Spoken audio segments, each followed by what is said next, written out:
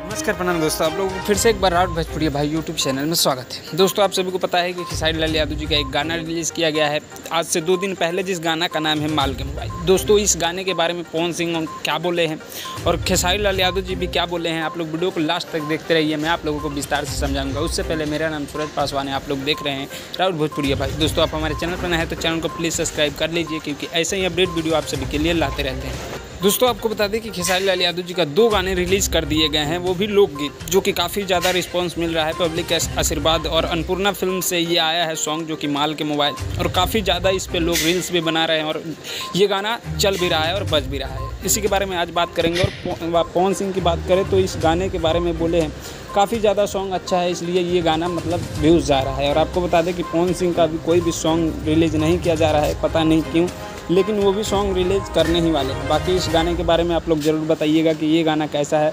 मिलते हैं जल्दी नेक्स्ट वीडियो में, तब तक के लिए जय हिंद, जय भोजपुरी।